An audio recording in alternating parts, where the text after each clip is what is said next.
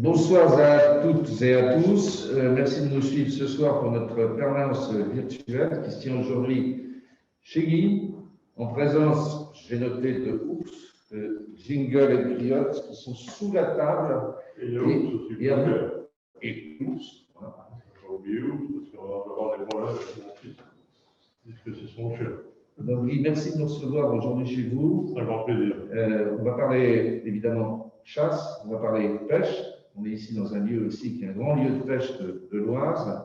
On va parler de village, on va parler de nos bourgs, de la ruralité, et on va parler agriculture, parce qu'il n'y a pas de campagne sans agriculteurs. Et c'est un sujet qui est très important et qui nous tient particulièrement à cœur.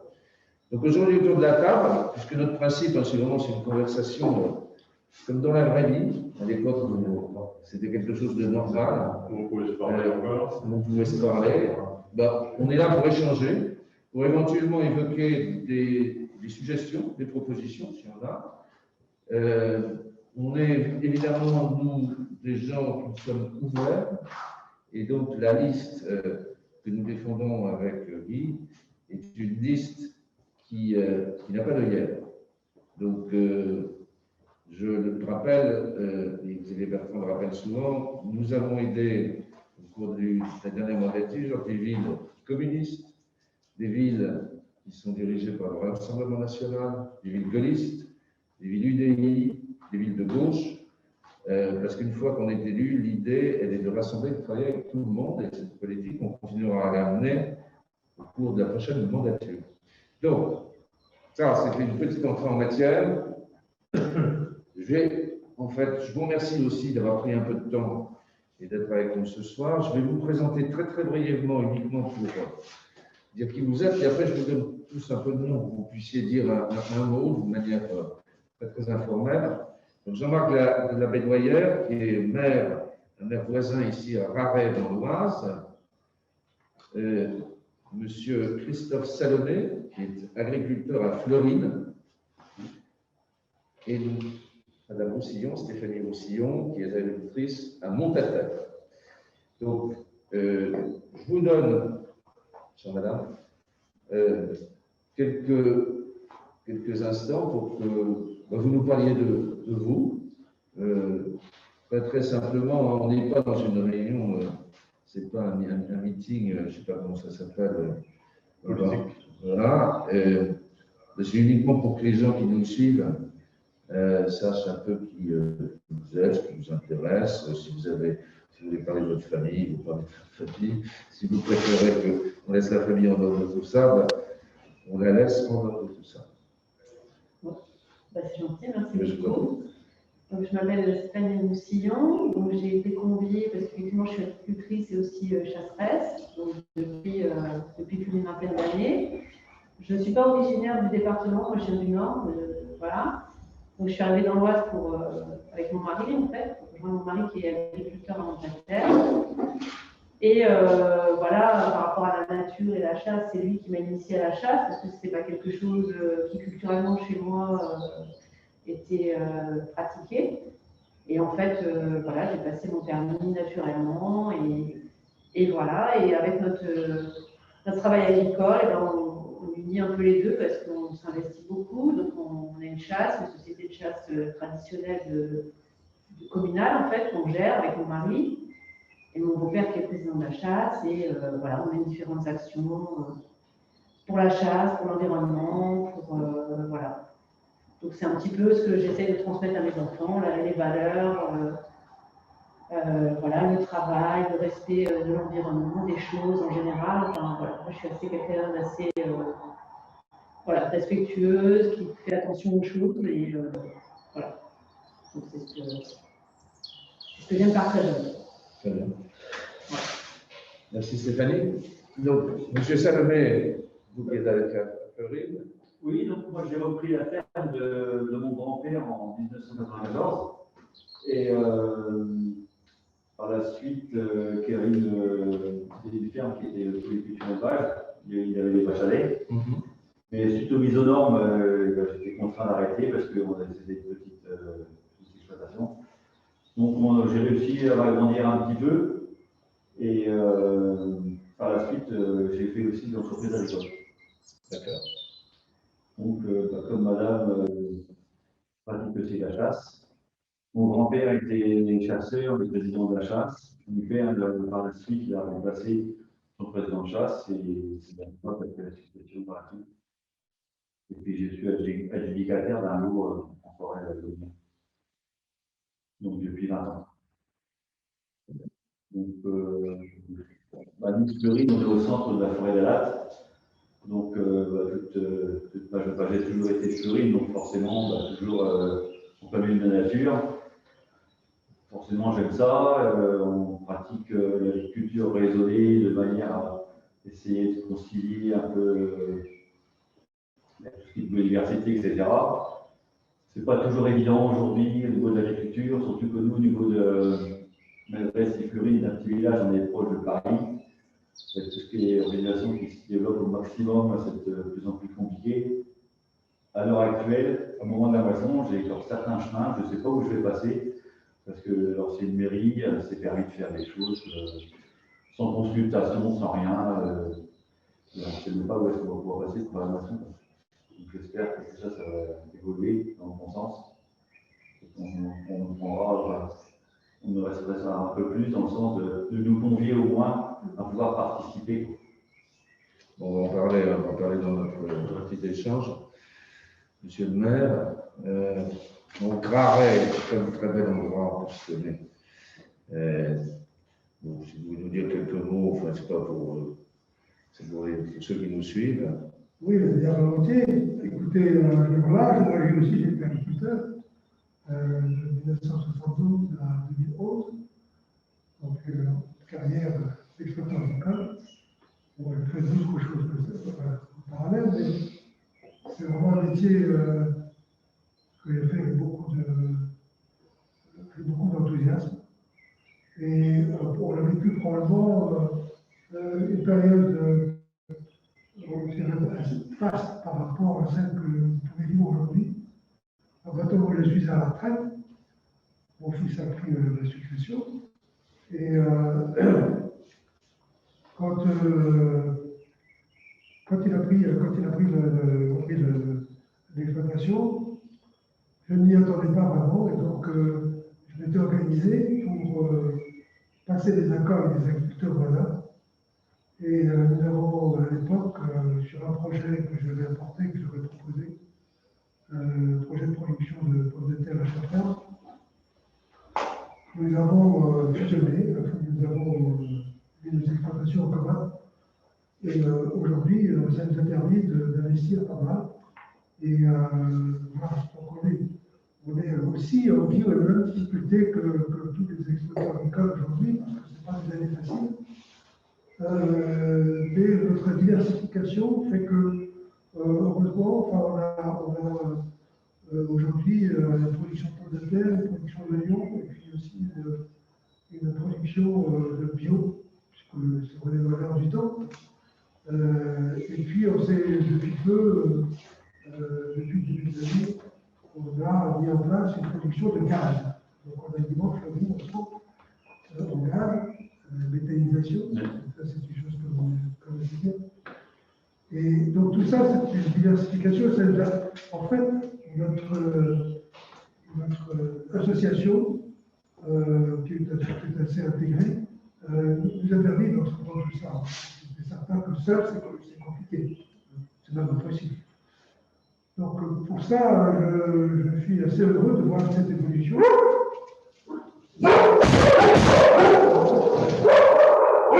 C'est pas une contestation sur ce que tu viens de dire. C'est la vraie vie.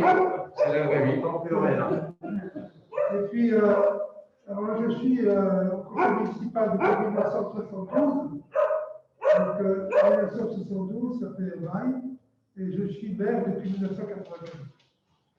Donc, je connais bien le monde rural, je connais bien la vie à la campagne. Et surtout dans cette période un peu compliquée, je trouve qu'on a été privilégiés d'habiter à la campagne. Pour bien le monde, je serais habité Paris dans un tel contexte. Alors, en tant que maire rural, je pense que la région a un rôle important à jouer. Je dois dire que Xavier Bertrand a toujours été soucieux du monde agricole et donc il a toujours été assez vigilant sur l'accompagnement qu'il pouvait pour l'agriculteur en difficulté ou pour accompagner dans les investissements. Donc ça, c'est quelque chose qui ne se faisait pas avant. Et donc, personnellement, alors ce qu'il a fait pour les agriculteurs, il a aussi fait pour les communes. Les communes ont été vraiment soutenues par cette région, la nouvelle région de France. Donc, on est très reconnaissant. Et j'ai pour faire un clin d'œil, sachant qu'on allait avoir cet entretien, j'ai ressorti les élections régionales le 6 et 13 décembre 2015, le livre qu'a publié Xavier Bertrand, et il a intitulé son livre « Notre région au travail ». Eh bien, je peux dire qu'il a mis tout le monde au travail. Et ça, généralement, le politique est capable de faire un diagnostic, il est capable de faire un programme. Par contre, l'appliquer, c'est assez rare. Je peux dire que, personnellement, je suis très admiratif de l'action qu'il a menée au sein du Conseil régional. Et ce n'était pas évident parce que c'était quand même deux régions. C'était la Picardie et puis le Nord-Pas-de-Calais. Donc, deux régions quand même différentes. Et ça a pris un peu de temps, mais maintenant, c'est quand même une région à l'état de marche dont on entend beaucoup parler. Et au fond, l'engagement qu'il avait pris, qui était essentiellement sur le chômage, sur le travail, sur les vraies valeurs qui sont un peu remises en cause actuellement dans notre société actuelle. Donc, tout ça, il a vraiment fait ce qu'il a dit, fait ce qu'il a prévu, et je dois dire que les Hauts-de-France ont beaucoup de chance pour ça. Et c'est pour ça que je suis je sens tout à fait mon implication dans cette campagne pour les futures élections. Et je souhaite vivement que ça gagne largement ces élections. Alors, quand je lis les articles, je vois qu'il y a 63% de gens satisfaits. 70. Alors attends, je dis pas les gens satisfaits. Et la différence entre 70 et 63, ce sont les gens très satisfaits. Ah, oui. Tu vois, voilà. Donc, les gens très satisfaits, je suis admiratif, mais en tout cas, les gens satisfaits sont 63. Et en tout, ça fait 70% de gens satisfaits. Donc, écoutez, je pense que vraiment... Si tu permets, c'est là où il y a un paradoxe, parce que quand tu fais ce sondage que j'ai eu comme ça, moi j'ai obtenu que 70. Oui, tu aussi, on a vu le même sondage. Donc il devrait y avoir 70% de votes favorables dans le sondage. Ce qui prouve les gens, il faut qu'ils prennent conscience que c'est une élection régionale pour élire un président de région, et pour ça il faut choisir le meilleur dans leur propre intérêt. Et c'est là où on voit qu'il y a parfois une dichotomie. Tout le monde reconnaît ses compétences, tout le monde reconnaît qu'il a été le meilleur. Alors, c'est difficile quand on regarde le programme des autres, c'est le désert des gomis. Et bien, parfois, ça ne se transforme pas dans les urnes. Et je crois que notre devoir à vous, comme toi, comme tu viens de le faire, c'est de le rappeler. Que les gens ne doivent pas être ingraves de ce qui a été fait, sans aucun esprit partisan particulier, mais de dire la vérité. Il y a la vérité, il y a eu un boulot, il y a eu des résultats, il y a un bilan. Et ça, il faut le refermer avec force, quelles que soient nos origines, nos opinions et autres. On est là dans une élection régionale pour le bien d'une région. Il faut choisir le meilleur et indubitablement, avec l'offre que nous avons dans cette élection, c'est Xavier Bertrand. Franchement, il n'y a pas photo. Mais non. C'est vrai que bon, c'est Xavier qui pilote la liste, mais c'est une équipe. Et puis tout ce qui a été fait, c'est aussi dû à des gens comme toi. C'est le combat que tu as mené avec l'ensemble des colistiers. C'est-à-dire que les choses ne se font pas seules, et notamment sur les sujets qui sont ceux qu'on veut évoquer aujourd'hui, la ruralité, la chasse, la pêche et l'agriculture. C'est aussi parce qu'il y a des gens qui sont des spécialistes, qui croient, qui ont des valeurs qui sont fermement ancrées. Jean-Paul, si tu me permets, moi, ma démarche, elle est un peu égoïste, parce que je suis un homme profondément attaché à la nature et à mon patrimoine. Et le seul qui est capable de le protéger, c'est lui. Donc, c'est pour ça que je le soutiens. Je le soutiens à fond pour plusieurs raisons. D'abord, le tour de table qui a été fait, on voit tous les mots auxquels on souffle. Les agriculteurs sont protestés, les maires ruraux ont de plus en plus de problèmes, même si on suit les actualités, on leur tape dessus. Il y a des problèmes de sécurité dans les villages, etc. Or, tu sais mieux que moi, une société se construit sur ses racines. Et qu'on le veuille ou non, nos racines sont rurales. Et quand on regarde simplement dans l'Oise, il y a 647 communes rurales de moins de 2000 habitants. Donc, ces racines-là, si on ne les protège pas, on est en perte d'identité. Et cette identité, Xavier l'a compris, et pour la première fois, un homme politique de droite a compris que les valeurs de l'environnement et de l'écologie étaient une valeur de droit. Pourquoi? Tout simplement, ils te l'ont dit, de l'agriculture durable, du respect de la terre, tout simplement parce que par rapport au système qui prévaut, si tu me permets l'expression un peu plus directe de Khmer vert, qui ne pense qu'aux interdits, qu'aux normes, qu'aux dogmes, qu'au règlement, qu'à la punition, nous, on a mis l'homme au cœur de nos projets environnementaux. Et on pratique une écologie adaptative. Tu ne peux pas pratiquer la même écologie pour une ville comme Amiens et pour un village de Raraï que tu as combien d'habitants? Pas possible. Donc là, il a eu cette intelligence de pratiquer cette économie adaptative et participative. Si tu enlèves l'homme au cœur de tes projets environnementaux, il dirait, je ne suis pas concerné, je m'en fous, ça ne marchera pas. Donc, si tu ne le fais pas, tu as le règne de l'interdit, de la réglementation. Qu'est-ce qu'on fait? Eh bien, les espèces sont sacralisées et les milieux et l'ensemble des terres sont complètement mis sous cloche. Et c'est une aberration. Si on enlève l'homme au cœur de nos projets, c'est une aberration. Or, Xavier a l'intelligence de faire tout à fait le contraire. Il a même poussé jusqu'au bout sa logique en nommant président de la commission environnement, ce qui a été une révolution, je ne te cache pas. Vous, madame, qui n'êtes pas une femme politique, quand vous entendez dire, par exemple, oui. C'est quelque chose qui vous touche, vous trouvez qu'il va trop loin, qu'on n'en fait pas assez, qu'est-ce que vous aimeriez que dans les 5 ans qui viennent, les 6 ans de la prochaine mandature, vous voulez qu'on continue sur le même mode, ou est-ce que vous attendez de nous que... Non, je pense que, alors pour avoir, parce qu'effectivement, vous avez évoqué des choses qui surtout ne m'avaient pas impacté, mais voilà, il y a des petites choses, déjà en termes de communication, voilà, au niveau de la région des Hauts-de-France, effectivement, pour les aides aux agriculteurs, j'ai eu énormément de communication pour des aides qui ont traversé des grosses difficultés entre les betteraves, etc. Et il a eu beaucoup de propositions, il y a eu beaucoup de communication. Via des organismes professionnels agricoles. Donc en fait, il a effectivement, je pense, qu'il a l'intelligence de s'appuyer sur les gens qui sont sur le terrain et la communication se fait. Donc c'est vrai que moi, la politique, c'est pas du tout mon domaine, c'est pas voilà. Mais effectivement, c'est la première fois où on a eu même une lettre de Xavier Bertrand, signée de Xavier Bertrand, qui disait voilà, je vais accompagner les agriculteurs avec tout un fascicule, etc. Et qui nous est parvenu. Enfin, moi, par la voie de boîte mail, etc., parce qu'il s'est appuyé sur les organismes professionnels agricoles. Donc, je trouve qu'il a l'intelligence de faire ça, et je trouve que c'est très, très bien, et qu'il faut continuer à s'appuyer là-dessus. Tout comme la problématique de circulation des engins agricoles, la pression foncière, etc. Si le maire a l'intelligence de prendre contact avec les agriculteurs de sa commune, etc., on peut travailler intelligemment.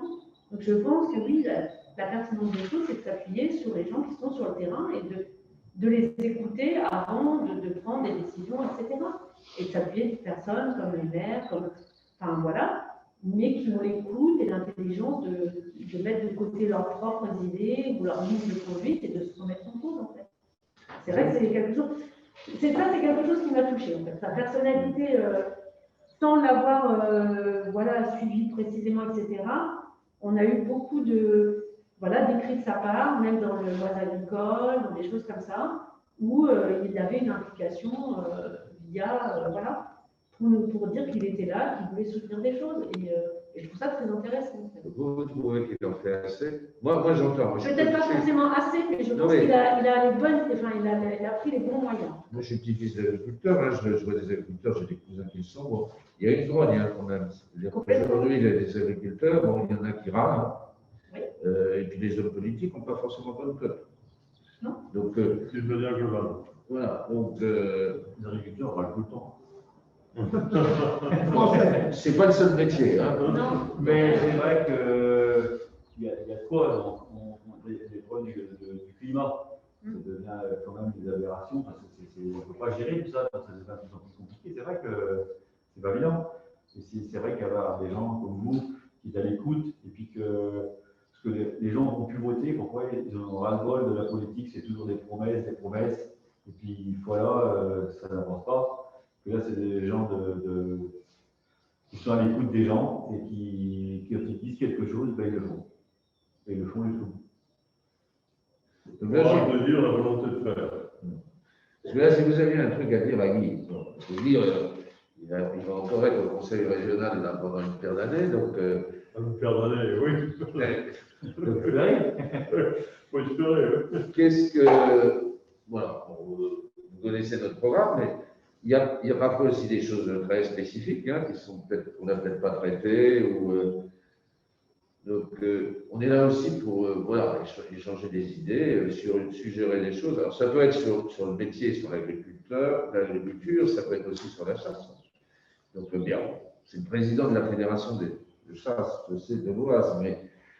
Tu me permets, sur la problématique chasse, bien sûr c'est important, mais la chasse fait partie d'un tout, d'une culture rurale. Et là, d'abord, on peut parler de la nécessité absolue, c'est pas eux qui me le dire, il coûte une fortune en dégâts de gibier. Sur les sangliers, si on n'était pas là pour réguler, c'est un vrai problème. Il faut savoir qu'on va au-delà de ça, c'est qu'on a une veille sanitaire. On a été très actifs au moment du H5N1 et plus proche de vous, sur la fameuse peste porcine africaine qui était en Belgique, qui venait de Pologne. S'il n'y avait pas eu la chasseur, elle déferlait en France avec des gros problèmes pour les éleveurs de porc. Et grâce aux chasseurs, on l'a bloqué. Donc, l'apport des services écosystémiques que rend la chasse à la nature, à la société et aux espèces est énorme. Donc, la nature est un tout. Je ne dis pas, il n'y a que la chasse dans la réalité. Mais c'est un élément important. Je dirais que c'est presque le maillon fort sur lequel on s'appuie sur beaucoup de choses. Et puis, ça nous permet de garder ce contact avec la nature. La nature, elle n'est pas tout est beau, tout est gentil. Les animaux, c'est pas tout est beau, tout est gentil. D'arriver sur plus une inversion de valeur comme on a. Là, on entend parler maintenant de bébés pour les petits, les animaux, ce n'est pas les bébés, ou la dépouille mortelle. On est en pleine confusion mentale. Et cette confusion mentale fait qu'il y a des partis animalistes qui ont pris le pouvoir et qui emmerdent autant les agriculteurs que les ruraux, que les verts et que nous, parce qu'il y a une inversion des valeurs où ils considèrent que l'animal a la même valeur que toi. Je suis désolé, Jean-Paul, mais pour eux, ça a la même valeur qu'un lapin de garenne. Enfin, vraiment, il faut arrêter. Faut arrêter. Et nous, on a ce rôle, à la limite, d'assistance à personnes en danger de perte d'identité rurale. Et avec eux, et c'est pour ça que moi, j'ai toujours mené une politique, où c'est l'ensemble de la ruralité qui doit être uni pour pouvoir défendre, je te dis, moi, je considère nos racines. Mais la compréhension avec les urbains, les bobos, etc. Par exemple, sur l'amour des animaux, c'est vrai qu'il y a des gens qui aiment les animaux qui vivent en ville, hein, et puis il y a beaucoup de gens à la campagne, mais on a l'impression que d'un côté, il y a des gens qui aiment différemment les animaux. Donc, moi, je suis parfois choqué, je ne comprends pas très bien. C'est vrai que, qu'est-ce qu'on peut faire sur ces thématiques? Donc, comment on peut faire plus de pédagogie? Moi, j'ai une question comme ça que je me pose. Comment on peut mieux expliquer les choses? Et je pense que les enfants, notamment très jeunes, sur les animaux eux-mêmes, la compréhension, ils n'ont pas vécu de la même manière avec les animaux. Nous, à la Fédération, on a tout un plan important de formation avec les scolaires et autres pour appliquer et leur apprendre les fondamentaux qui régissent la nature. Le problème de notre société, c'est qu'on a glissé d'une civilisation qui était rurale, à une civilisation qui est maintenant devenue totalement urbaine. Et donc, il y a eu une coupure. La transmission ne s'est plus faite. Et tout ce qui concerne maintenant les animaux, la mort, tout ce qui concerne la vie est devenu télévisuel, virtuel, et on arrive à des gens qui sont complètement déconnectés. Moi, mon credo, c'est de dire que la chasse en elle-même n'a pas besoin d'être défendue, elle a besoin d'être expliquée. Quand les gens recomprendront tous les fondamentaux qui régissent, ça ira beaucoup mieux. Moins tu connais les choses, plus tu dis des bêtises. De l'ignorance naît les discours climatiques sociaux. Ils ne se rendent pas compte que s'il n'y a plus l'agriculteur, leurs carottes, ils les font pousser sur le balcon. On est, quand je te dis, il y a une inversion des valeurs, on marche sur la terre. Et le bon sens de cette piste que mène Xavier Bertrand est capital dans notre région. Elle est capitale parce qu'elle remet l'église au milieu du village, qui me permet cette situation. Et ça, c'est parce que nous ne sommes pas des politiques. Moi, je ne suis pas un politique. Je ne suis pas un politique, mais je trouve fondamental de monter au créneau. Parce que c'est facile de rester sur son cantation en disant tous des abrutis, il y a 4 cons, et puis ne pas bouger, ne pas s'engager. Lui, c'est du sacerdoce qu'il fait d'être maire rural. Alors, en plus, maintenant, ils seront agressés. Il y a des problèmes de sécurité, même dans des villages comme Array. Et pourtant, un village rural, on ne peut pas rêver mieux là-bas comme village rural. C'est vraiment Pardon ? Pas Array seulement, mais dans les villages avoisinants, là, vous avez noté depuis 1 an une augmentation de sexe de ce qu'on appelle les fameuses incivilités, ce qui ne veut pas dire grand-chose. Ça dépend. Les incivilités, elles commencent avec le bruit intempestif tous les week-ends.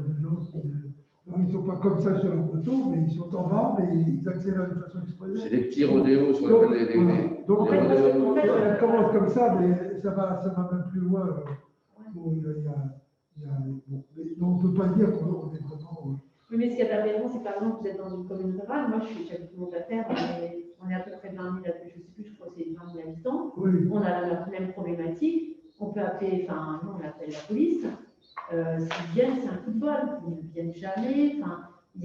Après, il y a un moment où on peut expliquer les choses, on peut essayer de faire les choses, mais si derrière, on n'a pas un appui réel, comme le maire qui s'est fait agresser, derrière, il y a des réponses il faut remettre les choses dans l'ordre de marche, si vous voulez. La problématique, vous l'avez, en fait, maintenant, la campagne a la même problématique qu'en ville. C'est un truc de. C'est vrai que ça c'est affolant quand on voit que même à la campagne, les gens n'ont plus de respect du maire, des institutions. Moi, je trouve ça dramatique, en fait. C'est très compliqué. C'est part de l'éducation. Et voilà, et en fait, tout part de l'éducation. Et après, pour rebondir, moi, par exemple, je m'oblige quand il y a des opérations ferme ouverte, des choses de communication, je le fais. Donc, j'ai accueilli des écoles primaires de ma commune. Mais en fait, les gamins, ils ne sont pas si idiots que ça. Et quand on leur explique, ils sont à l'écoute, ils s'intéressent, etc. Et en fait, je me dis que finalement, alors oui, on a peut-être un devoir d'explication, de faire ce que ou les parents n'ont pas fait, ou ce que pendant une époque vous disiez n'a pas été fait, la transmission. Et peut-être qu'on arrivera à en récupérer, on va dire, quelques-uns dans la masse. Voilà. Mais nous, c'est une problématique. Moi, les rodéos, ils traversent les champs, ils ne respectent rien, tout leur est dû, il n'y a aucun problème. Et des fois, on se dit, on prend les nombres, des fois, on sait qui c'est, et en fait, il n'y a rien derrière. On a beau. Donc, quelque part, après, il y a un système. Alors, je comprends, ils sont débordés, ils ont énormément de choses, la police, etc. Mais des fois, une proximité et un soutien institutionnel peut appuyer les choses. Enfin, je pense que c'est quand même important et au cœur de. Voilà, quoi. Alors, il y aura un gros programme qui va être fait par la région cette année, c'est la vidéosurveillance dans les villages. Donc, il vous aidera justement à. Oui. Ça cadre quand même les choses et surtout, ça permet les poursuites après. Donc, on va lancer un très grand programme sur la vidéosurveillance dans les villages ruraux. On est parfaitement conscient, je vous dis que si on ne vous aide pas, ce serait une faute de notre part pour notre identité régionale. Nous avons la chance d'avoir cette vidéosurveillance. Et on a la chance d'être au bout de cette expérience, puisque maintenant, cette vidéosurveillance, elle est utilisable par les gendarmes sur leur portable. Ils peuvent avoir accès directement par leur portable. Ils peuvent visionner. Donc, Ça, c'est quand même un progrès incroyable.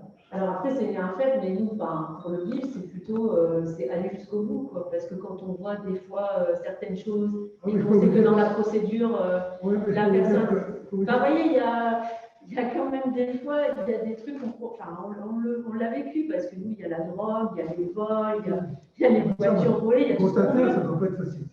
Et voilà, et en fait, on a déjà vu des trucs, ça tue les pattes. Enfin, même mon beau-père, qui a 70 ans, il en peut plus. Il se dit, j'ai jamais connu ça, et on en est à un stade. Enfin, le gars se plante en voiture, il a des pièces de voiture, des pièces volées dans sa bagnole, et ben il a été relâché. Formidable. Voilà, non mais si vous voulez, après c'est tout un. Et après, c'est vrai qu'on se dit, pourquoi faire notre devoir de citoyen d'appeler, de dire, puisque derrière, de toute façon, à la limite, voilà. Après, je comprends, la justice est la justice, il était mineur, machin, tout bidule. Enfin, ça l'a effleuré, le gamin, ça lui a pris au-dessus de la tête, et puis voilà. Mais à côté de ça, on a récupéré les ennuis parce qu'il nous a désingué notre compteur électrique. Enfin, et c'est un peu ça qui est complexe, et à quel niveau voilà, donc moi je pense que oui, la communication, l'explication, peut-être la sensibilisation des jeunes, parce qu'il y en a qui sont quand même encore à l'écoute, quoi. Enfin, et moi, c'est une population très claire, très musulmane, et j'étais étonnée quand j'ai fait les fermes ouvertes, et ben les gamins, ils savaient, en fait. Il y a des gamins qui savaient très bien, une betterave, c'était pour faire du sucre, et ils étaient très intéressés, et ils étaient contents d'avoir passé une heure à nos côtés. Donc, et il en est de même pour la chasse, c'est la transmission de valeurs, d'explications. Moi, je chasse avec mon fils qui a 16 ans, il est en chasse accompagnée.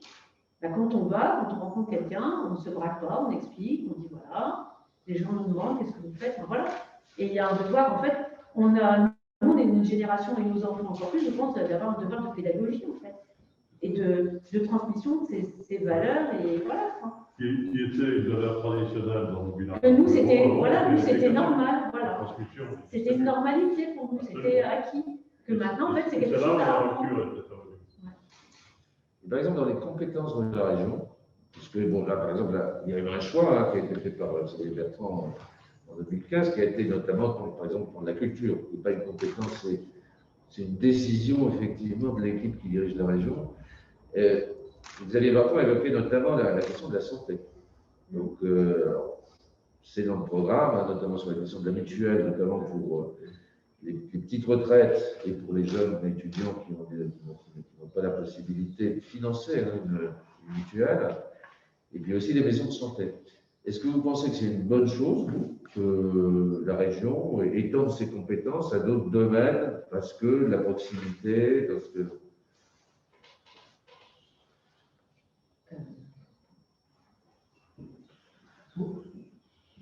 Je pense que, étant donné ce que nous avons vécu, c'est peut-être pas une mauvaise idée. C'est vrai que la région, l'État ne peut pas tout faire et tout résoudre. La décentralisation, c'est quelque chose dont on parle et qui ne se fait pas. C'est absolument indispensable. Et je pense que c'est le rôle de la région, justement, de s'investir dans ce domaine pour que les choses se simplifient. Je sais que quand on parle de simplification, en tout cas, pour l'État, ça se complique. Ça se complique. Moi, j'ai toujours connu, des ministres successifs qui ont été chargés de cette simplification administrative. Mais je pense qu'ils n'ont pas réussi à avoir un résultat formidable. Donc voilà. Mais je pense que c'est très important que cette décentralisation dont on parle depuis tant de temps se fasse vraiment sur le terrain. Et je pense que nous avons la chance d'avoir Xavier Bertrand qui est un homme de terrain, qui s'intéresse vraiment à sa région. Et donc, je pense que c'est tout à fait préparé. Voilà. Et la région, vous trouvez qu'il y a trop de paperasse à la région? Ou bon? Pour moi, c'est de manière générale, que ce soit la région ou peu importe l'institution, c'est toujours très complexe. Enfin, le moins de dossiers d'aide, les aides qui ont été proposées, il faut fournir une tripotée de pièces. Enfin voilà, si vous en oubliez une, vous ne l'avez pas. Enfin, après, j'entends, il faut justifier les choses, mais peut-être qu'après, il faut peut-être être un peu humain. Et alors moi, je suis femme d'agriculteur, donc mon mari a de la chance parce que je prends toute la paperasserie. Mais il faut savoir que je passe des journées. Non mais voilà, enfin, clairement c'est ça. Hein, voilà. Enfin, quand je vois le nombre d'heures que je passe au bureau pour remplir des papiers, là j'ai fait la déclaration PAC, j'ai pas fini, qu'ils m'ont renvoyé un autre. Vous êtes en train de donner envie à Jean-Marc parce que sa femme ne le fait pas. Oui, madame, mais c'est pour ça que je me dis mon mari. Un sacré bazar ce soir quand il va. Non mais voilà, donc moi je trouve qu'on est devenu trop papier, trop. Il y a un moment, il faut. Alors, chère Stéphanie, je vais vous donner une bonne nouvelle, de ne la répéter à personne. On est parfaitement conscient de ça. Et on a Edouard Concerne, qui est sur la liste de ce département, est chargé justement de simplifier au maximum les procédures pour pouvoir justement ce que ça coule de source. Et vous avez l'avantage, j'aime bien la formule de Xavier, vous avez l'avantage d'être des élus à portée d'engueulade. Là, vous avez Luc qui est là, qui me connaît, si j'avais des trucs, il très rapidement vous touchez. Moi, je peux faire remonter. Pas très agréable de se faire engueuler. Donc, ce que vous dites, c'est un mal français. Je crois que les livres de droit sont épouvantablement épais. Et nous, on en est conscient. Et comme on en est conscient, je vous dis, sur le prochain, il ne faut pas oublier, là, si vous me permettez, d'où on vient. On a pris une région qui était tenue par les socialistes et les écologistes, qui sont les rois de l'administration, qui sont les rois de la réglementation et autres. Si on a viré tous les élus qui étaient socialistes ou écologistes, l'administration est restée la même, avec ses habitudes. Ça a changé. Et je peux vous dire que le prochain mandat, vous serez stupéfait de la réactivité, justement, pour laquelle on demande. Mais là, on a aussi un devoir, il faut quand même le faire. Nous avons des subventions publiques, de l'argent public, et on est obligé quand même d'avoir certains garde-fous pour éviter les gaspillages et les tromperies, si vous permettez cette expression. Mais votre inquiétude est prise en compte et on y apporte une solution. Il y aura un élu dédié pour ça. Alors, on va prendre deux questions. Alors, je salue, il y a votre collègue Nelly Janier-Dubry qui nous suit. Bon, elle n'a pas le droit de poser de questions, elle suit par intérêt. Mais j'ai une question notamment sur le déficit français, le déficit agricole, dans la balance commerciale. On me demande pourquoi aujourd'hui la France a tant reculé. Est-ce qu'il y a des choses à faire? Alors, c'est plutôt. Incompétent à répondre, mais en face, il devrait. Pourquoi? Qu'est-ce qu'on pourrait faire? Qu'est-ce que vous pourriez faire à la région pour aider, pour redresser un peu la balance? Alors, c'est une question qui ne nous concerne pas, hein, c'est l'État. Hein, donc, mais... Alors, il y a déjà une raison qu'on peut faire, c'est déjà d'éviter à ce qu'on engage les agriculteurs dans l'exercice de leur fonction. Ça me paraît déjà essentiel, de manière à ce qu'ils puissent continuer à produire. Moi, c'est une opinion, je sais que ça ne va pas faire plaisir à tout le monde, qui m'inquiète beaucoup, c'est le développement de la méthanisation en Haute-France d'une manière générale et en Picardie. Où on est actuellement, la méthanisation devrait servir à valoriser les déchets, mais on en est actuellement à cultiver pour alimenter les digesteurs des problèmes de méthanisation. Il y aura plusieurs conséquences à ça. C'est que maintenant, je ne sais pas si vous êtes au courant, mais les méthaniseurs peuvent absorber de la pulpe de betterave. Donc la pulpe de betterave doit servir à alimenter les digesteurs des méthaniseurs. Conséquence directe, c'est que les éleveurs vont avoir un coût bien supérieur pour payer leur alimentation animale. Donc on va créer un déséquilibre. Et nous, on a un problème plus écologique. On a fait une étude qui va sortir très bientôt, où on montre que la méthanisation est un désastre écologique parce qu'actuellement, ils récoltent, mais à une vitesse trop grande, et en pleine période de couvaison, d'éclosion et de mise bas des flancs. Et on a un dossier qui est accablant, parce que c'est un vrai problème écologique. Un vrai problème. Donc voilà, alors après, sur le déficit, moi je ne suis pas assez qualifié dans ce domaine, je suis plus en phase avec les problèmes environnementaux, mais je crois qu'il faut considérer les agriculteurs comme un élément important de cette région pour pouvoir avoir la fonction première qui est de nourrir le pays. Et qu'il ne faut pas dévier d'autres choses, parce que tous les hectares qui sont pris dans la méthanisation ne serviront pas. Il y a des calculs, mais je me méfie beaucoup des spécialistes des calculs, qui disent que si on continue sur cette base, on sera déficitaire en céréales dans les 10 ans qui viennent. Et on marche là.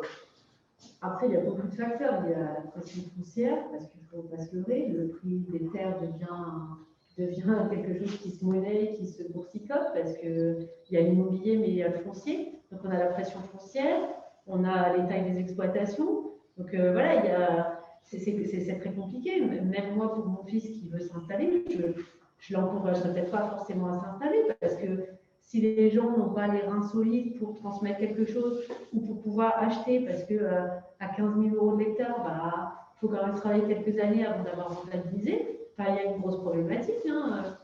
L'installation des jeunes, c'était un peu un sujet qu'on a évoqué dans les organismes professionnels. C'est très compliqué parce que les aides de l'État, c'est extrêmement dur à avoir parce qu'il y a ça de papier à faire pour avoir. Moi, quand je me suis installée, j'ai eu 10 000 €. J'ai pu faire une formation, des heures, des machins, pour avoir 10 000 € à condition que, parce qu'on pouvait me les reprendre dans 5 ans. Enfin, 10 000 € quand on s'installe pour le moindre atelier qu'on veut monter, c'est rien du tout. Donc en fait, il y a énormément de choses. Enfin, dans le domaine agricole, c'est la pression immobilière, la pression foncière. Effectivement, c'est très compliqué. Maintenant, on a les aléas climatiques. Donc celui qui n'est pas assuré, il se prend tout dans les dents, il perd son année. Alors, ce que les gens ne comprennent jamais, c'est qu'en fait, nous, quand on est agriculteur, on récolte au mois de juillet-août et on vit avec ce qu'on a gagné pendant juillet-août pour toute l'année, pour 12 mois. On n'a pas un salaire tous les mois. Ouais, c'est important de le rappeler. Et les gens, des fois, ils l'oublient, ça. Donc, ils nous disent, oui, mais vous êtes toujours en train de vous plaindre, vous avez des gros tracteurs. Alors, le tracteur, il appartient à la banque, parce qu'en fait, on est dans un cercle où, si on veut tenir le coup, il faut grandir. Pour grandir, il faut avoir le matériel qui va avec, parce qu'on ne va pas embaucher, parce que les charges salariales sont importantes. Enfin, moi, je le vis. Moi, j'ai un apprenti, j'ai pas un salarié. Et nous, on est obligé d'avoir des gros tracteurs parce qu'il faut dépoter. Parce que maintenant, les périodes d'intervention avec le climat, des fois, on a 10 jours pour faire la moisson. L'année dernière, on a fait la moisson en 15 jours de temps. On n'avait jamais fait ça. Ouais. Donc, et on est dans un cercle comme ça. On n'est pas dans une industrie où on a un budget prévisionnel, où tout roule, on sait que, voilà, c'est pas du tout comme ça que ça fonctionne. Donc, et après, on nous enquiquine parce qu'on va traiter, parce qu'on nous voit avec le pulvé, sauf que les gens ne savent pas ce qu'on a dans le pulvérisateur. On n'a pas forcément des produits toujours phytosanitaires comme ils le pensent. Ça peut être des bouillies, on a des alternatives, mais les gens spontanément, enfin voilà. Et il y a tout un ensemble qui fait que notre profession, oui, on en a marre. Enfin, moi, des fois, j'en ai pas le droit. Oui, mais ce qui est important, c'est que le monde agricole doit de plus en plus communiquer. C'est complètement de la chasse. Oui, c'est pour ça, c'est ce que je dis. Donc en fait, on est dans un système de communication. Mais c'est important d'ouvrir les fermes, de montrer, d'expliquer ce que l'on fait et de faire de la pédagogie. Hein. Mais pour avoir l'envie d'être agriculteur aujourd'hui, même mon fils, je ne le pousserai pas à devenir agriculteur. Pas pour l'instant. Enfin, non, mais j'en suis quand même arrivée à ce stade-là, à me dire, enfin voilà, avec tout ce qu'il y a, les aléas climatiques, toute la paperasse qu'on demande, etc., pour qu'un jeune s'installe, il faut qu'il ait la foi quand même. Il faut qu'il ait, oui, un peu les reins solides, enfin, voilà.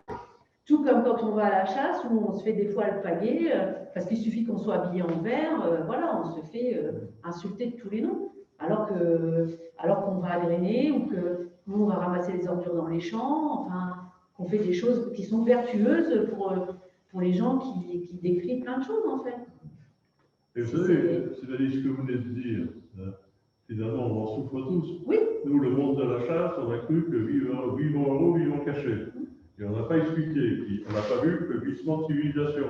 Et donc, il y a eu la rupture, les gens ne savent plus. L'agriculture, c'est pareil. Si vous savez le nombre de bêtises qu'on entend sur le monde, c'est parce qu'ils ne savent pas. La forêt, les gens, quand vous leur demandez de parler de la forêt, il ne faut pas couper un arbre, c'est une stupidité. Si la forêt n'est pas exploitée, la forêt mourra. La forêt régionale a un déficit en termes de CO2. Les gens ne savent pas. Donc ils ne savent pas, ils disent des bêtises, c'est tout à fait naturel. Interrogez-moi sur la fusion nucléaire, vous allez avoir des énormités parce que je ne sais pas. Donc comme les gens, même quand on leur pose une question, s'ils ne savent pas, ils le répondent pour ne pas avoir la radio, et bien on en arrive à ça. Et donc je crois que vous avez un devoir, vous avez, Jean-Marc l'a bien dit, de communiquer sur votre métier, votre passion aujourd'hui. Là, nous, on vous aidera. Pas seulement comme enfant. Non, aussi, oui. Mais après, il y a aussi une certaine lassitude, c'est-à-dire qu'il faut qu'on travaille, il faut qu'on se batte pour. Voilà. Non, mais après, il faut comprendre, en fait, il y a un climat de morosité qui peut s'installer à un moment, ce qui est normal. Enfin, on travaille dur dans les champs, on ne fait pas des journées des semaines de 35 heures, on fait les papiers, et après, il faut encore arriver à rester diplomate et à communiquer. Alors, je ne dis pas que nous, on le fait, c'est pas vrai, mais après, il faut entendre que pour certaines personnes, c'est compliqué et que tout le monde n'a pas ce tempérament-là, etc. C'est notre intérêt. Voilà. C'est notre intérêt. Tout à fait. Mais après, il faut se sentir épaulé, il faut se sentir, enfin voilà, aidé dans la démarche. On fait porte ouverte, les gens qui vivent à proximité de l'exploitation connaissent notre métier, parce que c'est pas souvent le cas. Hein. C'est souvent des gens ont des opinions qui sont pas forcément. C'est un manque de connaissances. Et c'est vrai que on a beaucoup de tort. Nous aussi, on ne dit pas souvent que le monde agricole communique. Voilà. C'est une lueur d'espoir, Stéphanie. C'est pour l'autre élection. Le grand projet de Xavier Bertrand, c'est la République du territoire. Donc c'est vraiment à l'opposé de ce qu'on vit actuellement, qui est une république administrative, normative et de réglementaire. La République du territoire, c'est vous, c'est moi, c'est tout le monde. C'est ça qui va être mis en valeur. Et je crois que c'est un grand espoir par rapport à tous les autres projets que je connais, je n'en ai pas vu d'autres qui correspondaient à ce que vous venez de dire, votre cri de détresse, qui est un cri de détresse, un cri de colère, là, tout le monde comprend, et que l'on vit nous aussi à d'autres échelons. Et ça, c'est un cri qui a été entendu, et la réplique sera la République des territoires que va instaurer Xavier Bertrand, qui est loin de la République des énarques, qui n'ont aucune connaissance. Regardez les mesures stupides qu'ils ont prises là, ces derniers jours, ça prouve qu'ils ont une méconnaissance totale de ce qui se passe sur le terrain. Et le jour où on comprendra que sans vous, on bouffera de la viande chimique comme nous imposaient les véganes et les L214 qui attaquent les éleveurs pour la raison parce qu'ils sont financés par des gens qui font de la viande industrielle, eh bien les gens comprendront peut-être que vous êtes un maillon indispensable du développement durable et qu'il faut tout faire pour que vous puissiez faire votre métier en toute sérénité. Et vous vous faites insulter, je vous fais insulter. Alors je vais vous dire, je suis un peu plus vieux que vous, moi je s'en fous. Oui, complètement. Ça, oui. C'est sûr, mais je veux dire, après, après on a une certaine lassitude.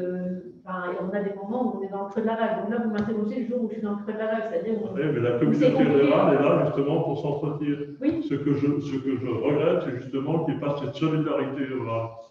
Cette solidarité rurale, elle doit s'exprimer à tous les niveaux. Vous n'êtes pas seul, Stéphanie. Vous n'êtes pas seul. Je sais bien, mais. Je ne suis pas agriculteur, mais je suis chasseur et je suis très proche de vous. Vous n'êtes pas seul. Et donc, le maire rural vous comprend. Hein. Je le vis tous les jours, c'est comme ça. Oui, complètement. Donc, voilà, c'est mon ressenti à moi. Voilà, c'est quelque chose. Vous l'avez très bien exprimé, moi je l'ai très bien compris. Merci. Alors, pour finir un peu cette discussion, parce que ensuite les gens aussi puissent aller quand même dîner, hein, puisque vous parlez un peu là des territoires, dans la région ici, il y avait une question qui était posée par Gaspard sur ce qui va être fait dans l'arrondissement, dans l'Oise. Qu'est-ce qu'il y a comme projet? Il y a des choses nouvelles. L'Oise est un peu particulière, en particulier sud de l'Oise, on est très proche de la région parisienne. Donc, notre terre est presque en première ligne. Donc, un des grands projets que nous avons, c'est de conserver le caractère rural et le caractère sauvage de nos forêts, pour éviter que ça devienne des banlieues type Côte-Boulogne, Blanc-Seine. Et ça, et c'est une aussi des grands projets de Xavier Bertrand, c'est que lui, et moi d'ailleurs, c'est pour ça qu'il y a adhéré, c'est pour ça que je le soutiens d'Anticus, c'est que nous considérons que l'écologie peut rimer avec l'économie. Nous ne sommes pas des gens qui disons qu'il faut tout sacrifier pour l'écologie par rapport à l'économie. Il faut mener les deux sens. Je vais vous donner des exemples. Canal Seine-Nord, c'est quand même très important, il va démarrer dans l'Oise. Eh bien, je peux vous dire que le bilan de la biodiversité ordinaire quand le canal sera terminé, il sera supérieur à ce qu'elle est actuellement. Et ça, grâce à quoi? Grâce au groupe que nous sommes, qui sommes au cœur du dispositif, choisi Altona. Vous vous rappelez du canal du Nord? Le canal du Nord, ils l'ont fait 100 mètres des berges en pente douce, ce qui fait que les animaux se noient. Nous, on a tout de suite été en amont, en particulier les techniciens de la Fédération des chausseurs de l'Oise ont été très en amont là-dessus, en disant attention, les bioponts, il faut les mettre là et pas ailleurs, il faut aménager les berges, il faut reconstituer des zones humides, donc vous verrez que le bilan sera positif. Il y a un autre, le barreau Amiens, Creil, Roissy. Pareil, quand on a vu le projet, pas de biopont, c'est-à-dire qu'on fracturait complètement les forêts.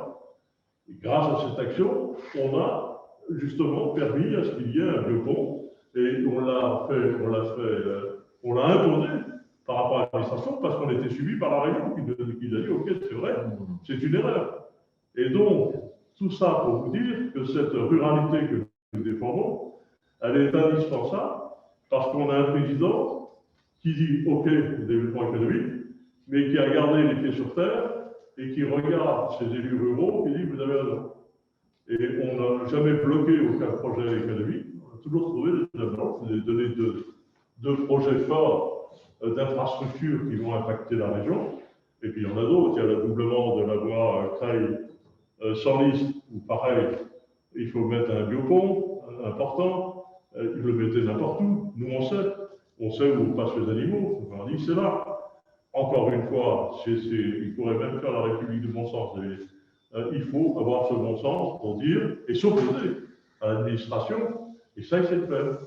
Il sait le faire parce que les autres, forcément, pour éviter le conflit, il faut te laisser tomber. Et une fois que c'est fait, c'est fait. Hein. Une fois que la forêt est fracturée, elle est fracturée. Ben, merci Guy, vraiment un plaidoyer impressionnant comme toujours. Merci à vous tous, vraiment d'avoir pris un peu de temps. On est très très occupé. Ah bah si. Le mot de la fin. Le mot de la fin pour Le mot de la fin, c'est le meilleur. Voilà. Mais écoutez, je pense que la région a à faire pour les exploitants agricoles, ça c'est sûr. Mais comme vous avez parlé tout à l'heure dès le départ, pour diversifier la ferme, etc., vous avez fait des pommes de terre, etc., les agriculteurs sont tous prêts à faire. On le voit davantage maintenant, des magasins, on dirait qu'avec on les gros services pour des légumes, etc. Vous avez un distributeur là, que ça s'appelle la sortie. Avec des sacs vidés. Mais je pense qu'il faut développer ça parce que, par exemple, nous on fait des betteraves parce que la sucrerie de chevrière, mais elle va durer combien de temps? On ne sait pas. Donc, il faut qu'il y ait des entreprises. En plus, ça peut créer d'emplois, ça peut créer plein de choses derrière pour que nous, on puisse se diversifier. Si un jour il y a quelque chose sur le blé, ça ne va plus, ou c'est une autre culture, la betterave, on ne sait pas. Honnêtement, on ne sait pas quel prix ça fait les betteraves, on ne sait pas si on va continuer. Si la sauce à canne à sucre qui va prendre le dessus, on ne sait pas si les sucreries, qu'est-ce qu'ils vont faire, on ne sait pas. Donc, est-ce qu'il ne faut pas développer des choses? Par exemple, je sais qu'il y a eu un ami agriculteur qui veut se lancer dans un élevage de poulets label. Et là, les associations sont contre lui parce que ça fait du bruit, ça pue, etc. etc. Et dans la région, ce qu'on n'a plus, le dernier site à visiter, c'est un abattoir. Pour la fête de l'Aïd, je l'ai bien passé. Complètement, c'est mou. Nous, on est capable de faire des moutons. Ça s'est fait avant pour refaire des moutons, qu'on les faire importer pour la fête de l'Aïd et puis avoir un abattoir parce que les écolos qui disent qu'il faut préserver la santé des animaux, etc. Il faut qu'ils fassent 150 km pour se faire tuer, ça ne va pas. Alors, une bonne nouvelle encore. On s'est prévu justement, on est parfaitement conscient de ce problème d'abattoir qui était indiqué avant et qui pose un problème. Comme il y a un problème de laboratoire aussi, nous n'avons plus de laboratoire pour analyser en termes de veille sanitaire sur les zoonoses. Vous savez que les zoonoses, c'est les maladies transmissibles à l'homme par les animaux. Et les fédérations de chasse ont un rôle très important justement de veille sanitaire, de voir ce qui se passe sur les zones et d'amener les animaux trouvés morts d'une manière suspecte à des labos. Et on manque de labos, on est obligé d'aller se balader dans l'un et l'autre. Donc ça, c'est des choses qui sont identifiées, et ça ne se fait pas du jour au lendemain, mais qui prouve d'ailleurs qu'on est très au contact des réalités du quotidien et des membres de cette région. Et je pense que le prochain quinquennat permettra de résoudre ces problèmes. C'est du concret, c'est du pragmatique. On le sait, ça. Et on sait que Xavier est pragmatique, concret dans le bon sens. Oui. Oui. Et il est très proche des gens. Très proche des gens. Il a du courage. C'est rare au niveau politique. Je ne veux pas dire un autre mot, parce qu'après, on reprocherait d'avoir un regard un peu trivial. Mais il en a. Bon, merci vraiment, merci à vous tous, merci Guy de nous avoir accueillis aujourd'hui. Un grand plaisir. On va continuer, on va essayer, on sera probablement à Saint-Omer, samedi après-midi, avec François Descoster pour parler culture. Ensuite, on ira probablement en baie de Somme. Et puis la semaine prochaine, on va revenir dans l'Oise, normalement avec une discussion avec Manuel Martin. Et voilà ce qui est prévu Et dans les jours qui viennent. Les restaurants seront ouverts, on pourra t'accueillir. Donc on va revenir très très vite. Merci à tous. Bonsoir. Merci. On peut se débattre. Ouais. Ah ouais. Bravo. C'est chiant.